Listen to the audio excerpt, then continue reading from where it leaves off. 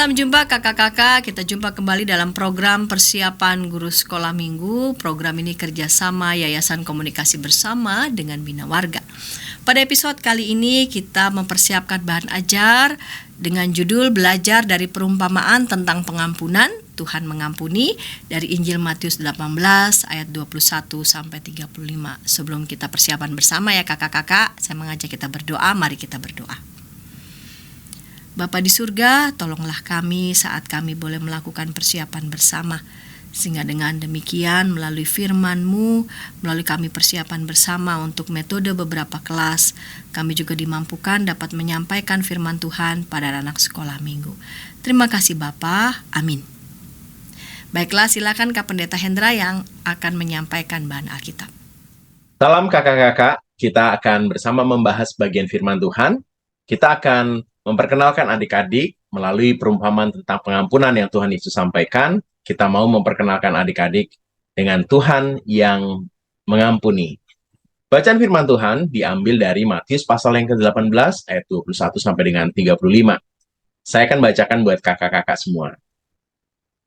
Matius 18 ayatnya yang ke-21 sampai dengan 35, saya akan bacakan dari Alkitab terjemahan baru.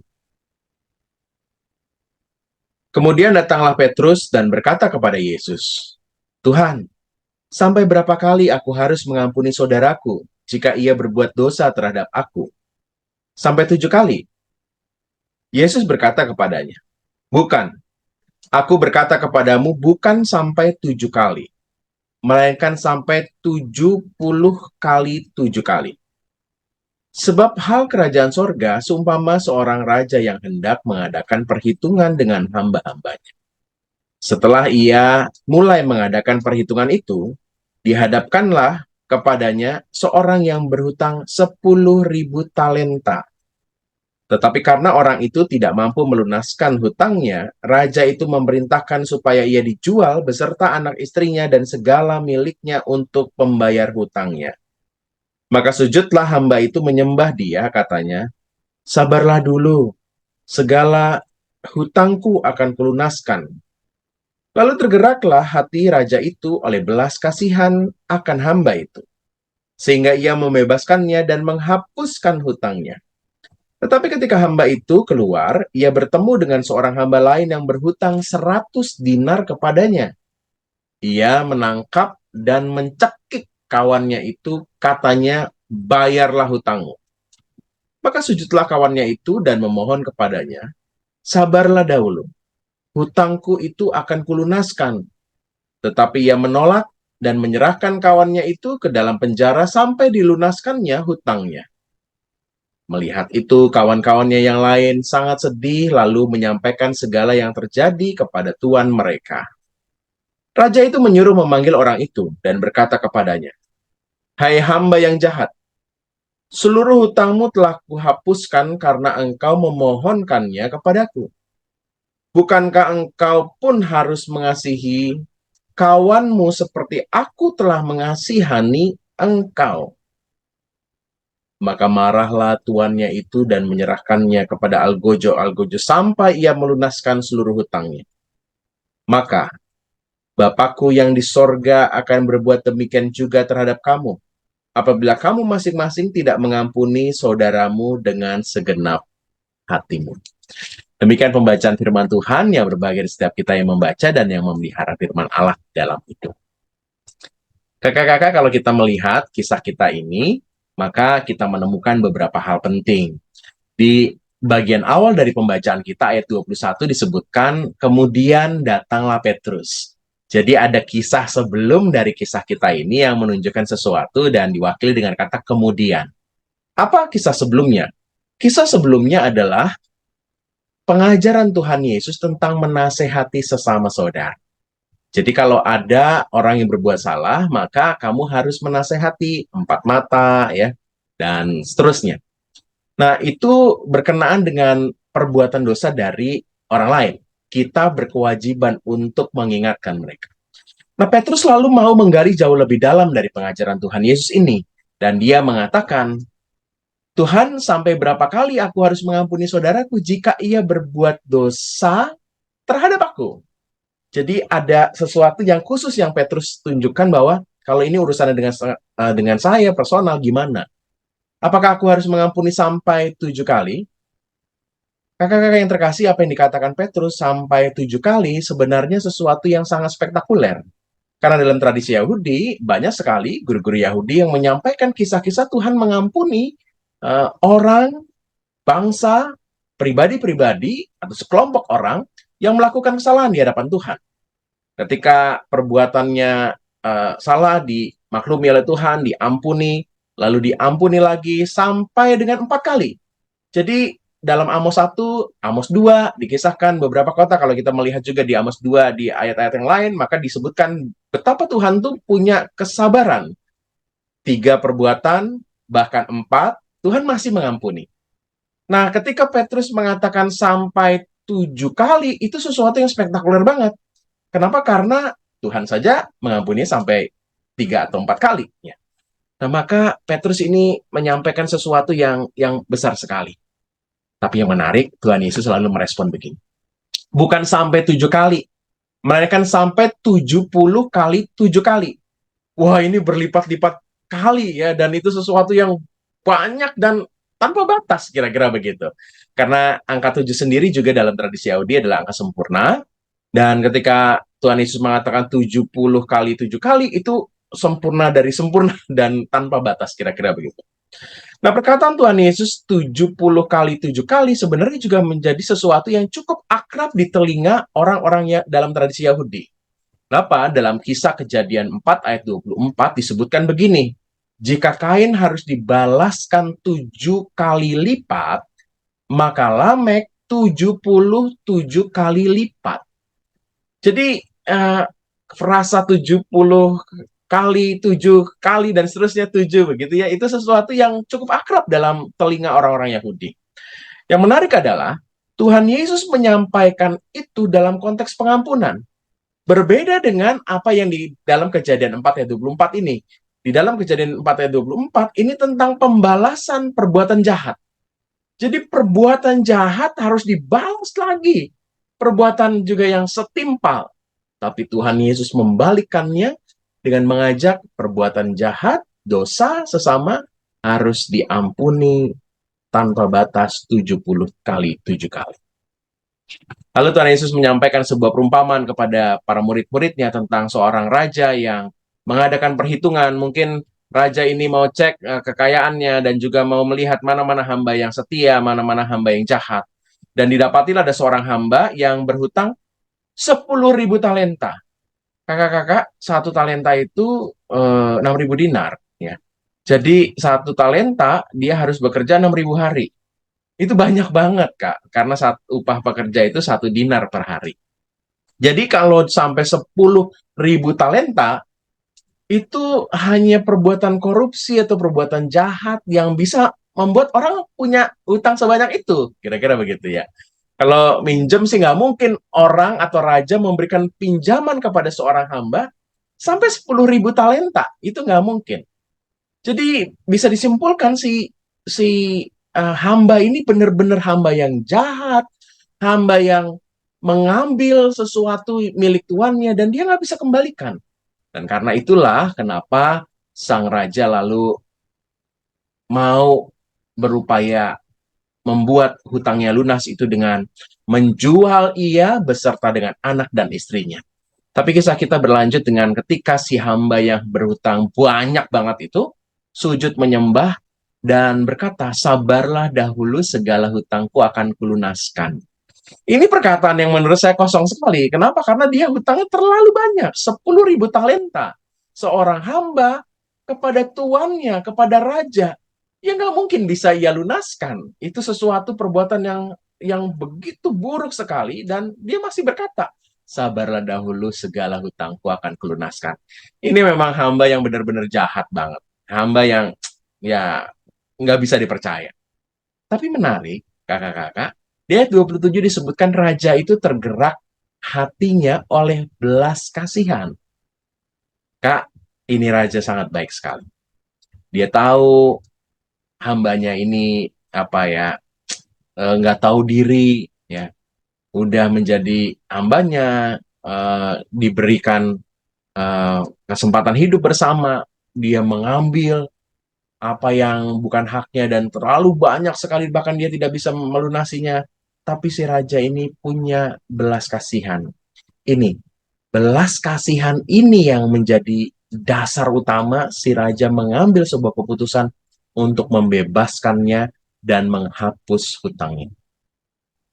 Kisah sebaliknya justru terjadi ketika si hamba ini berjumpa dengan teman hamba yang lain yang berhutang 100 dinar. Dan ini menurut saya sebuah jumlah yang relatif mungkin dilunasi oleh seorang yang berhutang 100 dinar. Kalau ini artinya dia perlu bekerja 100 hari, rasanya ini mungkin sekali dia lunaskan. Tapi si hamba ini yang telah dikasihani oleh sang raja malah menangkap, mencekik, dan mengatakan bayarlah hutangmu. Ketika sang temannya ini memohon sabarlah dahulu, hutangku ini akan kulunaskan, dia nggak melihat itu sebagai sesuatu yang benar-benar memungkinkan ia lakukan. Dia menolak dan dia memasukkan dalam penjara. Kalau kita amati ayat 30, kakak-kakak, gimana temannya bisa melunasi hutang kalau di penjara? Ini amarah yang meluap-luap dari seorang hamba yang nggak punya belas kasihan. Inilah yang membuat akhirnya teman-temannya melapor kepada raja dan raja lalu memanggil kembali sang hamba itu dengan pesan utama, bukankah engkau sudah diampuni? Bukankah engkau harusnya mengasihani kawanmu seperti aku telah mengasihani engkau? Jadi ini pesan utamanya kakak-kakak, bahwa kamu sudah diampuni, maka kamu juga harus mengampuni dengan sepenuh hati.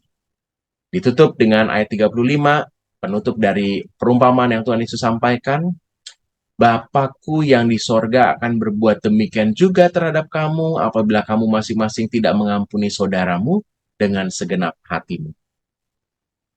Kakak-kakak, dari kisah perumpamaan tentang pengampunan ini, kita belajar 3 hal. Pertama, hutang dosa kita terlalu besar. Kita tidak mampu membayar. Tapi Tuhan tuh berbelas kasihan, mengampuni kita. Maka kita dipanggil untuk mengampuni sesama dengan sepenuh hati. Kalau pertanyaan Petrus, berapa kali aku harus mengampuni orang yang berbuat dosa terhadap aku? Kita harus melihat kembali bahwa dosa kita itu terlalu banyak, tapi Tuhan mengampuni kita. Maka kita juga harus mampu mengasihi, mengampuni sesama yang berbuat dosa terhadap kita. Sama seperti Tuhan telah mengampuni kita. Adik-adik bisa diajak untuk mengenali Tuhan yang mengampuni, menyadari akan kesalahan di hadapan Tuhan, dan kita mau bersyukur dengan mau mengampuni sesama. Semoga kakak-kakak bisa menyampaikan pesan firman Tuhan ini kepada adik-adik, sehingga adik-adik mengenal bahwa Tuhan mengampuni. Tuhan Yesus berkati. Terima kasih Kak Pendeta Hendra yang sudah menyampaikan bahan Alkitab. Sekarang kita bersiap nih mau menuju ke Pendeta Yerusa yang sudah bersiap pastinya mau menyampaikan metode bagi anak-anak di kelas Batita Balita. Namun sebelumnya kita dengarkan pesan-pesan berikut ini. Pembangunan jemaat setiap Senin di minggu kedua dan keempat pukul 20 waktu Indonesia Barat. Dapat Anda nikmati di channel YKB TV.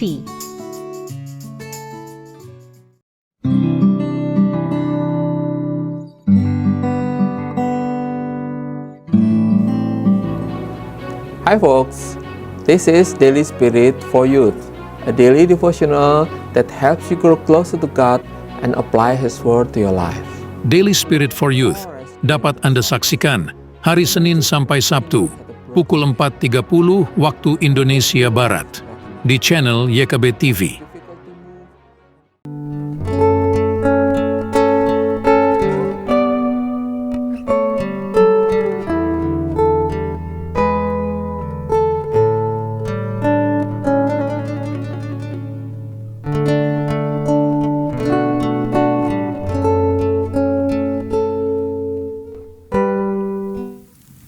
Kakak-kakak senang masih bersama dengan kami dalam program persiapan guru sekolah minggu. Pada episode kali ini kita mempersiapkan bahan ajar dengan judul Belajar dari Perumpamaan tentang pengampunan. Tuhan mengampuni dari Injil Matius pasal 18 ayat 21 sampai 35. Kita mau mendengarkan Kak Pendeta Yerusa yang akan menyampaikan bahan ajar bagi anak-anak di kelas Batita Balita. Mari silakan Kak Pendeta Yerusa. Kakak-kakak guru sekolah minggu yang terkasih, saya akan menyajikan contoh cerita bagi kelas balita dan batita dengan tema Tuhan mengampuni yang terambil dari bahan Alkitab Matius pasal 18 ayat 21 sampai dengan yang ke-35 dengan tujuan pembelajaran yang pertama, anak mengetahui perumpamaan tentang pengampunan, dan yang kedua, anak dapat berkata, Tuhan mengampuni. Dalam simpulan penjelasan Alkitab yang kita bersama-sama baca dan renungkan hari ini, kita diajak untuk mau mengampuni, sebagaimana kita sudah diampuni oleh Tuhan. Kita juga diajak untuk memahami bahwa pengampunan yang besar atas dosa kita menjadi dasar bagi kita untuk mampu memberikan pengampunan tanpa batas kepada orang lain. Lalu, sebagai penerapannya, Tuhan Yesus mengajarkan kita untuk selalu mengampuni kesalahan orang lain. Sebab Tuhan Yesus sudah terlebih dahulu mengampuni kita. Dan kepada anak-anak, jika ada teman atau orang lain yang meminta maaf kepadanya, maka mereka harus memaafkannya. Karena Tuhan senang bila mereka mengampuni orang lain, karena Tuhan adalah Maha Pengampun. Kakak-kakak yang terkasih, memaafkan atau mengampuni adalah satu bagian dari perilaku sosial emosional anak. Beberapa perilaku sosial dan emosional anak bisa terlihat dari pola perilaku yang ditunjukkan, baik positif maupun negatif. Misalnya perilaku meniru, dukungan sosial, berkolaborasi atau bekerja sama, berkompetisi, agresif, negativisme, berkuasa, mementingkan diri sendiri, merusak, serta memiliki rasa simpati dan empati. Ada faktor-faktor yang mempengaruhi kondisi sosio-emosional, yaitu kematangan keluarga, pendidikan, status sosial ekonomi emosi, kemudian lingkungan belajar dan mental anak. Untuk melihat apakah perkembangan sosial emosional tersebut tercapai dengan baik atau tidak, bisa kita lihat dari sikap mereka, kasih sayang, partisipasi, komunikatif, interaktif, adaptif, percaya diri, rasa ingin tahu yang tinggi, ekspresi emosional yang stabil. Kakak-kakak yang terkasih, perkembangan sosio-emosional dalam tahap perkembangan psikososial Erik Erikson dibagi menjadi 2, yaitu 4 tahap pertama yang terjadi pada masa kanak-kanak dan 4 tahap yang kedua yang terjadi pada masa remaja dan dewasa. Kita akan melihat tahap perkembangan anak pada masa kanak-kanak dimulai dari yang pertama di usia 0 sampai 1 tahun, trust versus mistrust. Di usia 2 sampai 3 tahun, autonomi versus shame. 3 sampai 5 tahun, initiate versus guilt. 6-12 tahun, industry versus inferiority. Nah, kakak-kakak yang terkasih, kemampuan sosio-emosional ada hal yang penting untuk ditingkatkan agar anak mampu beradaptasi dalam situasi dan kondisi apapun yang dihadapinya. Salah satu cara yang efektif untuk meningkatkan kemampuan emosional anak adalah dengan metode storytelling. Storytelling atau bercerita atau mendongeng merupakan sebuah kegiatan menyampaikan cerita yang membutuhkan kemampuan untuk dapat membuat cerita itu menarik dan bertujuan untuk menyampaikan sebuah value kepada pendengarnya yang dalam hal ini adalah anak-anak batita dan balita. Lalu, bagaimana kemampuan sosio-emosional anak dapat ditingkatkan melalui storytelling? Maka yang pertama adalah storytelling memberikan pengetahuan dan pemahaman baru bagi anak untuk mereka dapat melihat dunia sekelilingnya. Yang kedua, tokoh storytelling juga dapat menjadi panutan positif dalam meregulasikan emosi dan memiliki kemampuan sosial yang baik bagi anak yang sedang belajar dengan pola imitasi atau meniru. Yang ketiga, storytelling juga dapat meningkatkan kemampuan sosio-emosional anak dengan merangsang hotspot di berbagai bagian otaknya. Bagian otak ini akan mengalami proses pemaknaan dari apa yang didengar, khususnya untuk hal-hal yang berbau spiritual, untuk meningkatkan kecerdasan spiritual. Kecerdasan spiritual ini mampu menumbuhkan kasih sayang terhadap sesama, sikap jujur, toleransi, dan saling terbuka. Dan sikap-sikap ini, beberapa di antaranya merupakan kriteria tercapainya sosio-emosional anak. Oleh karena itu, kakak-kakak yang terkasih, kita akan bersama-sama menyaksikan sebuah storytelling yang dibawakan dengan boneka secara ventrilinguis. Halo semuanya, berjumpa lagi dengan Kakak Ria dan Gis. Saya sangat senang kita bisa berada di sini hari ini. Nah, Gis, kita mulai aja yuk ceritanya. Oke, pada suatu hari ada seorang raja yang memiliki banyak sekali hamba. Iya, betul teman-teman. Raja itu sangat kaya dan kuat, dan dia punya banyak harta ya Gis. Iya benar Kakak Ria. Tapi salah satu hamba dari raja itu berutang banyak sekali uang kepada sang raja. Hingga suatu hari sang raja memutuskan untuk mengumpulkan hutangnya. Wah, pasti banyak sekali hutangnya ya Gis. Tapi ternyata saat hamba itu dipanggil teman-teman, dia sangat takut. Dia tahu bahwa dia tidak bisa membayar hutangnya itu. Dia memohon kepada sang raja untuk mengampuninya. Maka apa yang terjadi? Sang raja tersentuh dan merasa kasihan teman-teman. Dia mengampuni utang hambanya dan dia membebaskannya. Betapa besar kasih dan pengampunan sang raja. Betul, Gis. Tetapi apa yang terjadi kemudian? Setelah dia diberi pengampunan, hamba itu bertemu dengan sesama hamba yang lain yang juga berutang padanya. Tetapi dia tidak menunjukkan pengampunan. Dia bahkan meminta temannya membayar utangnya dengan sangat keras. Dan ketika sang raja mendengar tentang sikap hamba yang tidak mau mengampuni itu, apa yang raja lakukan? Sang raja menjadi sangat marah. Dia memutuskan untuk menghukum hamba yang tidak mau mengampuni saudaranya itu. Nah teman-teman, pelajaran yang bisa kita ambil dari cerita ini adalah bahwa pengampunan adalah sesuatu yang sangat penting. Kita harus belajar mengampuni orang lain seperti kita juga sudah diampuni oleh Tuhan. Oke teman-teman, mari kita belajar untuk selalu mengampuni sesama kita ya.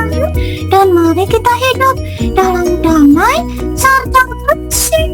Ya teman-teman, mari kita lakukan itu. Kita lakukan itu ya guys. Iya. Terima kasih sudah mendengarkan cerita kami. Sampai jumpa.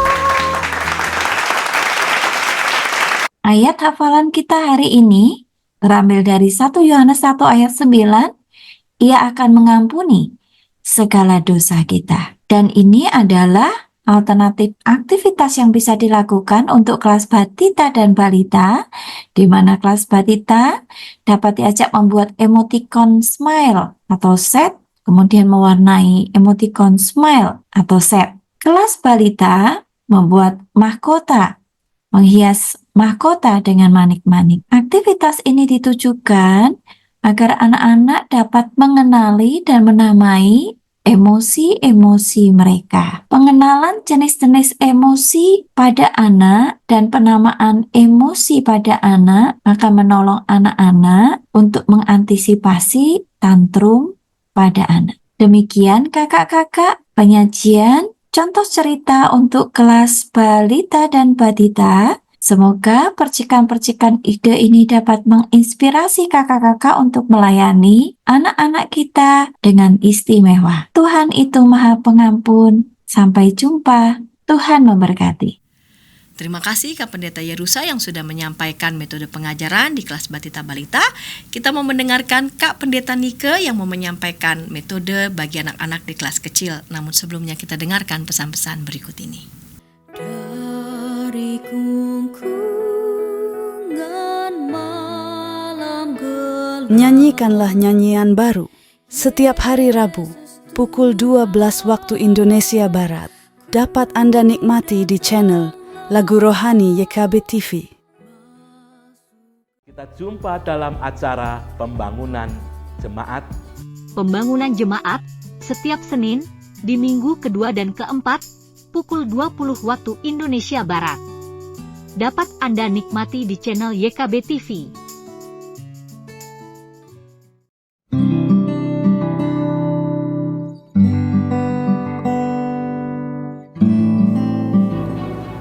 Hi folks, this is Daily Spirit for Youth, a daily devotional that helps you grow closer to God and apply His Word to your life. Daily Spirit for Youth dapat Anda saksikan hari Senin sampai Sabtu pukul 4.30 waktu Indonesia Barat di channel YKB TV. Kakak-kakak senang masih bersama dengan kami dalam program persiapan guru sekolah minggu kerjasama Yayasan Komunikasi Bersama dengan Bina Warga. Pada episode kali ini kita mempersiapkan bahan ajar dari Injil Matius 18 ayat 21-35 dengan judul Belajar dari Perumpamaan tentang Pengampunan Tuhan Mengampuni. Dan kita mau mendengarkan Kak Pendeta Nike yang mau menyampaikan metode pengajaran bagi anak-anak di kelas kecil. Mari silakan Kak Pendeta Nike. Shalom kakak-kakak sekolah minggu, berjumpa kembali dengan saya Nike Kusumawati dari GKI Ciamis. Kali ini kita akan sama-sama mempersiapkan diri untuk bercerita di sekolah minggu di kelas kecil untuk minggu yang akan datang. Tema kita hari ini adalah belajar dari perumpamaan tentang pengampunan, Tuhan mengampuni. Diambil dari Matius 18 ayat 21 sampai ayat yang ke-35. Dari tema ini, kakak-kakak kita memiliki dua tujuan untuk kelas kecil. Tujuan yang pertama adalah agar anak tahu bahwa Tuhan telah mengampuni kesalahannya. Dan tujuan yang kedua ialah agar anak mau untuk memaafkan orang lain yang bersalah kepadanya. Secara khusus, kakak-kakak untuk metode penyampaian cerita, sebetulnya metodenya dapat kita kreasikan sekreatif mungkin. Kakak-kakak bisa menggunakan alat peraga di dalam bercerita. Kakak-kakak juga bisa melibatkan anak-anak untuk terlibat di dalam bagian cerita yang kita sampaikan sebagai contoh dalam penyampaian penjelasan. Ini bisa kita sesuaikan dengan kebutuhan di jemaat kita masing-masing. Sebelum kita mulai bercerita, kakak-kakak, saya menyarankan agar kakak-kakak untuk terlebih dahulu menjelaskan tentang konsep hutang. Karena bacaan kita hari ini berbicara tentang hamba yang berhutang kepada raja. Maka konsep ini perlu untuk kita jelaskan. Dengan terlebih dahulu menjelaskan tentang konsep pinjam-meminjam. Kita dapat menggunakan uang dengan nominal yang berbeda-beda sebagai bahan agar anak mengerti bahwa ketika kita meminjam sesuatu dari orang lain, maka harus dikembalikan, termasuk juga uang. Dan jika tidak bisa menebus ataupun mengembalikan, maka itulah yang disebut dengan hutang. Di sini kita juga bisa mengajak anak-anak untuk terlibat di dalam penjelasan kita dengan menjadikan mereka sebagai contoh. Lalu, apa kaitannya penjelasan itu dengan perumpamaan yang akan kita ceritakan? Dalam perumpamaan ini, kakak-kakak, dosa itu diibaratkan sebagai hutang yang harus dilunasi dan ada konsekuensi jika tidak mampu untuk melunasinya, yaitu maut. Karena upah dosa ialah maut. Sama halnya dalam perumpamaan ini, jika hutang yang tidak dilunasi akan memiliki konsekuensi, yaitu hukuman. Namun karena Allah begitu mengasihi manusia, maka Ia menghapuskan hutang kita dan membebaskan kita dari dosa dengan cara mengampuni kita. Pengampunan inilah yang perlu kita juga lakukan dalam kehidupan kita ketika orang lain memiliki kesalahan kepada kita, yaitu dengan mengampuni.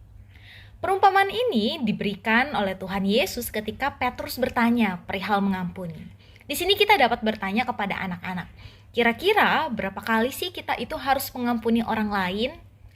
Di masyarakat, kakak-kakak biasanya masyarakat itu memberikan 3 kali kesempatan untuk mengampuni ataupun memaafkan. Jika lebih, maka tidak ada maaf bagimu, katanya seperti itu. Begitu juga di dalam tradisi Yahudi. Berdasarkan tafsiran para guru-guru agama Yahudi, mereka memberikan kesempatan 3 kali untuk mengampuni orang. Petrus bertanya dan juga ia menyebutkan, bukan 3 kali, tetapi Petrus menyebutkan 7 kali dalam memaafkan orang lain. Ini adalah jumlah yang lebih banyak dari kebiasaan orang dan dari tradisi yang ada. Angka 7 sebetulnya itu dipercaya sebagai angka yang menunjukkan kesempurnaan. Maka Petrus berasumsi bahwa memaafkan yang baik dan sempurna adalah 7 kali. Namun Tuhan Yesus mengatakan bukan 7 kali, melainkan 70 kali 7 kali. Ini adalah jumlah yang sangat banyak. Apakah kita harus menghitung setiap kali kita mengampuni? Tidak demikian. Ini bukan hanya berbicara tentang kesempurnaan, tapi juga berbicara tentang ketidakterbatasan dalam mengampuni dan memberikan pengampunan. Mengapa? Bukankah ketika orang lain berbuat salah, kemudian kita dirugikan? Kenapa kita harus mengampuni dan juga memaafkan orang lain tanpa batasan? Alasannya ialah karena Tuhan sudah terlebih dahulu mengampuni kesalahan dan dosa kita yang banyak dan juga yang tidak terhitung. Maka kita juga harus melakukan hal yang sama, yaitu mengampuni orang lain. Karena itu Tuhan Yesus menyampaikan perumpamaan ini. Perumpamaan ini bercerita tentang seorang raja yang mengadakan perhitungan dengan hamba-hambanya. Dan ada seorang hamba yang berhutang 10.000 talenta. 1 talenta itu sama dengan 6.000 dinar.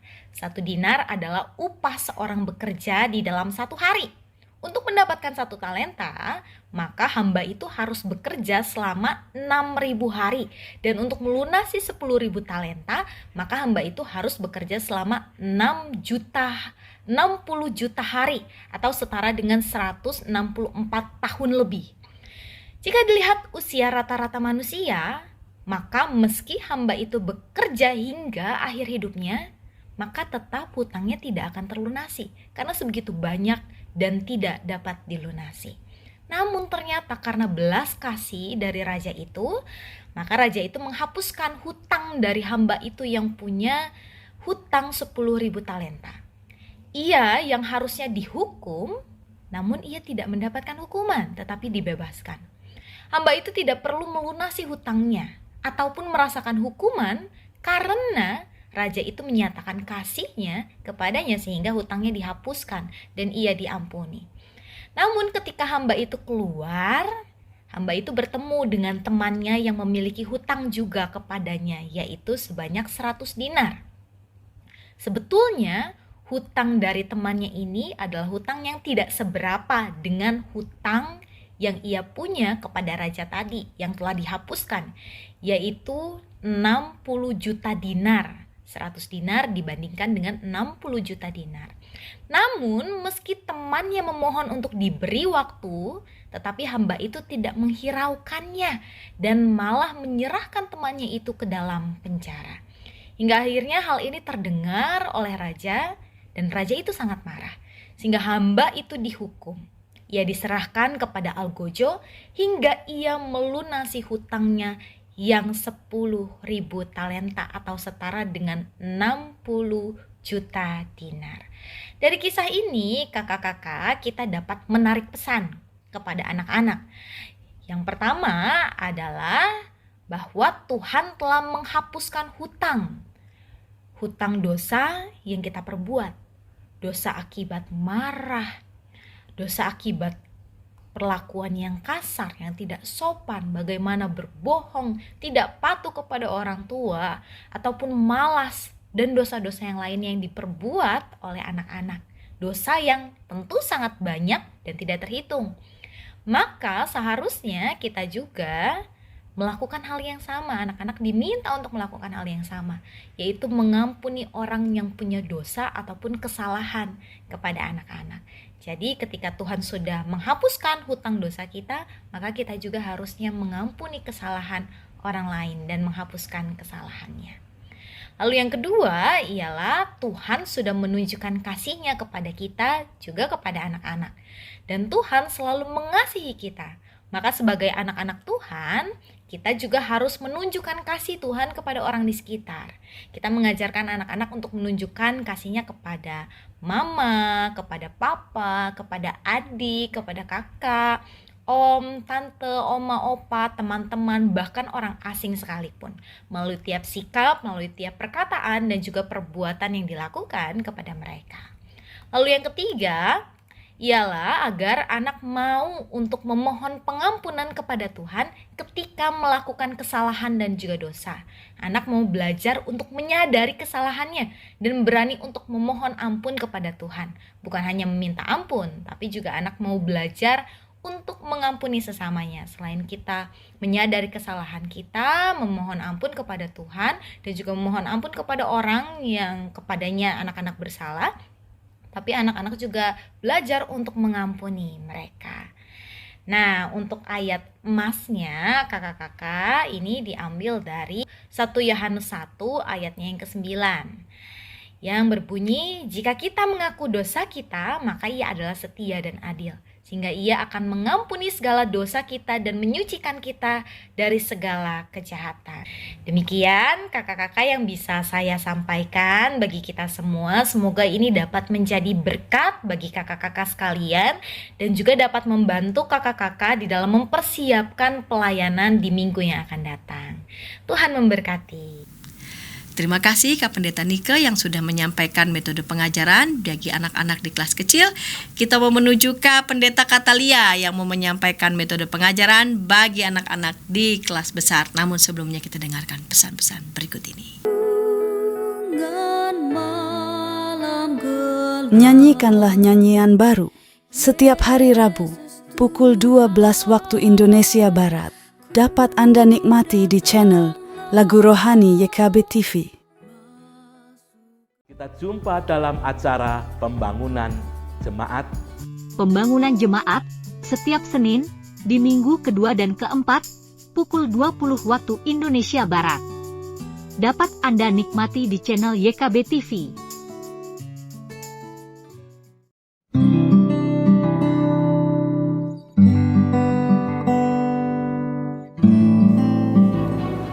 Hi folks, this is Daily Spirit for Youth, a daily devotional that helps you grow closer to God and apply His Word to your life. Daily Spirit for Youth dapat Anda saksikan hari Senin sampai Sabtu pukul 4.30 waktu Indonesia Barat di channel YKB TV. Kakak-kakak senang masih bersama dengan kami dalam program persiapan guru sekolah minggu. Pada episode kali ini kita mempersiapkan bahan ajar dengan judul Belajar dari Perumpamaan tentang Pengampunan. Tuhan mengampuni dari Injil Matius pasal 18 ayat 21-35. Kita mau mendengarkan Kak Pendeta Katalia akan menyampaikan metode ajar bagi anak-anak di kelas besar. Mari silakan Kak Pendeta Katalia. Halo kakak-kakak sekalian, apa kabarnya? Berjumpa lagi bersama saya, Pendeta Katalia Kurnia dari GKI Manyar, Surabaya, di mana saya akan membantu kakak-kakak untuk mempersiapkan cerita tentang Tuhan mengampuni. Di mana cerita ini diambil dari Matius pasal 18 ayat 21 sampai 35. Nah, apa tujuan dari cerita ini? Ada dua. Yang pertama, anak tahu bahwa Tuhan telah mengampuni kesalahannya. Dan yang kedua, anak mau memaafkan orang lain yang bersalah kepadanya. Oke, lalu bagaimana untuk penyampaian ceritanya? Nah, untuk pembukaan, saya mengusulkan kepada kakak-kakak untuk bisa berdialog dengan anak-anak sekolah minggu. Kakak-kakak bisa bertanya kepada anak-anak bahwa apakah saat ini mereka sedang sebal atau mungkin sedang bermusuhan dengan seseorang? Kalau iya, kita bisa tanya siapa orang itu, ya. Lalu tanyakan kenapa kamu sebel? Kenapa kamu sampai bermusuhan dengan orang itu? Biasanya kan kalau kita bermusuhan dengan seseorang, orang tersebut melakukan sesuatu yang tidak menyenangkan buat kita. Atau mungkin melakukan kesalahan kepada kita. Nah, kesalahannya itu seperti apa? Sampai-sampai adik-adik memilih untuk bermusuhan dan bukan memaafkan. Kita bisa menggali cerita dari adik-adik. Karena biasanya di usia anak-anak kan ya sering ya terjadi cerita anak bermusuhan dengan temannya, lalu mungkin juga dengan kakak, dengan adik, ya itu bisa kita gali.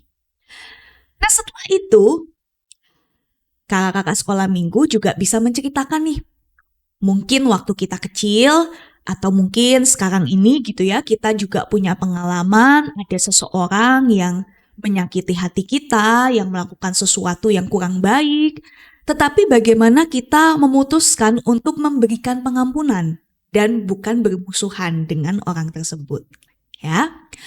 Nah, lalu selanjutnya kita akan masuk ke isi cerita. Ya, bagaimana kita menyampaikan isi cerita? Saya mengusulkan seperti ini. Kakak-kakak bisa memulai dengan bertanya pada anak-anak. Tadi kan kakak-kakak bercerita tentang bagaimana kakak-kakak mengampuni orang lain. Nah, jembatannya adalah kakak-kakak bisa bertanya kepada anak-anak di poin 1 itu. Adik-adik, berapa kali sih kita diminta Tuhan untuk mengampuni orang yang bersalah pada kita? Ya. Nah, lalu setelah itu di poin 2, kakak-kakak bisa menyampaikan bahwa ternyata pertanyaan ini itu pernah juga ditanyakan sama Petrus, salah satu murid Yesus kepada Yesus, ya. Dan apa jawaban Yesus? Kakak-kakak bisa minta adik-adik untuk membaca Matius 18 ayat 21, ya. Nah, kalau kita baca di situ jawaban Yesus itu kan adalah 70 kali 7 kali. Nah, kita masuk ke poin 3. Adik-adik diminta tuh untuk menghitung 70 kali 7 itu berapa sih? Kalau secara matematis kan jawabannya 490 kali. Nah, tapi apakah Yesus ingin mengatakan bahwa kalau misalnya ada orang nih yang bersalah sama kita sudah yang ke-491 kali, maka apakah berarti itu kita nggak usah mengampuni orang itu? Nah, apakah seperti itu? Ya. Nah, buat adik-adik memahami apa sih maksud Yesus tentang 70 kali 7 kali itu, kakak-kakak bisa menampilkan video, ya. Jadi saya mendapatkan satu video dari YouTube, ya. Video ini berkisah tentang perumpamaan tentang pengampunan, ya. Nanti kakak-kakak bisa mengakses di link Google Drive. Nah, setelah menonton ya video perumpamaan tentang pengampunan yang tentunya juga itu berdasar pada bacaan Alkitab kita, kakak-kakak bisa bertanya sama adik-adik, gimana respon mereka? Apa yang ada di pikiran mereka ketika menonton tentang perumpamaan itu? Ya, biarkan adik-adik boleh berpendapat apapun. Kita dengarkan dulu apa kata mereka, ya. Nah, setelah itu kita akan masuk ke penerapan. Ya. Jadi di sini kakak-kakak bisa mengatakan bahwa perumpamaan yang tadi ditonton itu sebetulnya mau mengingatkan kita bahwa kita tuh seperti hamba yang jahat yang ada di video tadi, di perumpamaan, ya. Dosa kita itu selama hidup ini tuh gak terhitung banyaknya, terlalu besar.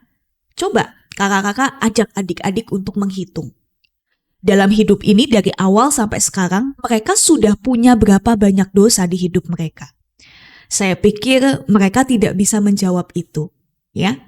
Tapi Tuhan itu seperti raja di dalam perumpamaan yang dengan murah hati, dia selalu berkenan untuk memaafkan kesalahan kita semua. Nah, tentu seharusnya kita mengucap syukur. Karena apa? Karena Tuhan sudah selalu mengampuni kita. Dan salah satu wujud syukur kita adalah bagaimana kita juga mau mengampuni orang yang bersalah pada kita. Karena kalau kita tidak mau mengampuni kesalahan orang lain, ya itu berarti kita nggak ada bedanya dong seperti hamba yang jahat yang ada di perumpamaan tadi. Nah, mungkin kakak-kakak bisa tanya sama adik-adik. Adik-adik mau nggak disebut sebagai hamba yang jahat? Pastinya enggak kan ya? Nah, karena itu Tuhan mengajarkan kita, Tuhan mengajarkan adik-adik untuk memaafkan kesalahan orang lain, ya. Lalu kakak-kakak juga bisa singgung kembali, mengingatkan kembali, tadi itu kan Yesus menjawab kepada Petrus, kita harus mengampuni sebanyak 70 kali 7 kali. Nah ini kakak-kakak, jangan sampai adik-adik mengartikan ayat ini secara matematis. Nanti dianggapnya, mengampuni sampai 490 kali aja, enggak. Tetapi kakak-kakak bisa memberikan penjelasan kepada adik-adik bahwa 7 di dalam tradisi Yahudi itu adalah angka sempurna, artinya sempurna dan tidak terbatas. Jadi maksudnya Yesus itu adalah adik-adik diajak untuk memberikan pengampunan tanpa batas. Jangan dihitung berapa kali kita sudah memberikan pengampunan. Karena pengampunan Tuhan kepada adik-adik pun tidak terbatas, tidak terhitung banyaknya. Nah, kurang lebih itu yang bisa kita sampaikan kepada anak-anak sekolah minggu. Nah, lalu ada ayat hafalan, ya, kakak, ini bisa diajarkan kepada adik-adik dari 1 Yohanes 1 ayat 9. Jika kita mengaku dosa kita, maka Ia adalah setia dan adil, sehingga Ia akan mengampuni segala dosa kita dan menyucikan kita dari segala kejahatan. Ini ayat hafalannya. Lalu untuk aktivitas kakak-kakak, saya mengusulkan ini. Jadi karena tadi kan adik-adik belajar untuk mengampuni orang lain. Nah maka aktivitasnya kita bisa mengajak adik-adik untuk membuat kartu maaf. Ya. Jadi mungkin kakak-kakak bisa menyiapkan seperti karton buffalo begitu ya, yang sudah dipotong sesuai dengan ukuran yang bisa kita lihat di gambar. Mungkin juga karton buffalo-nya bisa kita kasih variasi warna, karena kan kadang-kadang anak cowok dan anak cewek punya warna favorit yang beda-beda seperti itu ya. Nah mungkin kita juga bisa memberikan beberapa aksesoris yang lain, yang pada intinya adalah mengajak anak untuk membuat kartu yang bertuliskan bahwa mereka mengampuni kesalahan orang tersebut. Nah, jadi nanti kartu ini ceritanya akan diberikan oleh adik-adik kepada orang yang sudah bersalah kepada mereka. Ya, contohnya seperti ini. Ya, aku memaafkan temannya mungkin bisa diganti dengan nama temannya itu. Lalu di bawahnya bisa ditulis nama dari adik-adik itu sendiri. Ya, harapannya ini bisa membantu adik-adik untuk menyampaikan kepada temannya, saya sudah mengampuni kamu. Seperti itu. Terakhir untuk lagu pujian, ya, lagu tema, saya usul kita bisa menyanyi lagu Kasih Itu Memaafkan. Ya, karena kalau kita lihat liriknya, ini sangat sesuai dengan penyampaian firman Tuhan pada hari ini. Kasih itu memaafkan. Kasih itu tak pernah dendam. Tak simpan kesalahan orang. Kasih itu memaafkan. Bukan hanya 3 kali, bukan juga 7 kali, tapi 70 kali 7 kali segenap hatimu. Ya. Nanti saya akan berikan juga ada link YouTube lagu ini, beserta juga ada geraknya seperti itu ya, yang bisa dipelajari oleh kakak-kakak. Nah demikianlah persiapan sekolah minggu khususnya untuk kelas besar. Kiranya persiapan ini bisa membantu kakak-kakak untuk menyampaikan kebenaran firman Tuhan kepada anak-anak kita. Kiranya Tuhan memberkati kita. Terima kasih.